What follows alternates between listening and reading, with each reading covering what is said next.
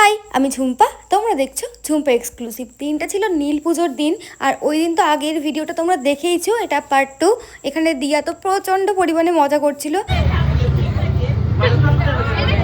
এখানে তো নীল পুজোর দিন সন্ধেবেলা সব সন্ন্যাসীরা এক জায়গায় থাকে, সব পুজো হয় আমাদের পাড়ার এখানে যে মন্দির রয়েছে, আর এখানে এখন সন্ন্যাসীরা সবাই মিলে ডন্ডি কাটছে। আর এই হচ্ছে মূল সন্ন্যাসী, মানে মূল সন্ন্যাসীকে তো প্রথমেই থাকতেই হয়। আর আমাদের পাড়া থেকে ভোলা কাকাই কিন্তু প্রতি বছর মূল সন্ন্যাসী হয় বেশিরভাগ। তো এখন এখানে সবাই মিলে ডন্ডি কেটে নিচ্ছে। আর এই হলো আমাদের পাড়ার সব থেকে ছোট্ট মানে খুদে সন্ন্যাসী। আর এর থেকেও কিন্তু একটুখানি বড় একজন রয়েছে ওর পিছনে, এই যে দেখতে পাচ্ছ তোমরা।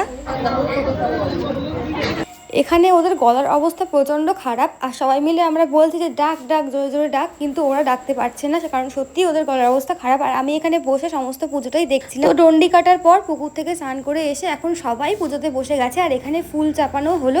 আর ফুলটা চাপানোর সাথে সাথেই কিন্তু ফুলটা গেছিলো পড়ে। এই যে দেখো ফুলটা পড়ে গেল, মানে সাথে সাথে বাবাকে ডাকতে না ডাকতেই ফুল কিন্তু পড়ে গেছিলো। এরপর তো আবারও ফুল চাপিয়েছিল, মানে আমাদের পাড়ারই একটা ঠাম্মা ফুল চাপিয়েছিল তার মেয়ের নামে, কোনো কারণে, যাই হোক সেটা আমি জানি না। তো সেটা কিন্তু একটু দেরি হয়েছিল ফুলটা পড়তে। এরপর আমি বাড়ি চলে এসেছিলাম। তো দেখা হবে নেক্সট ভিডিওতে, বাই।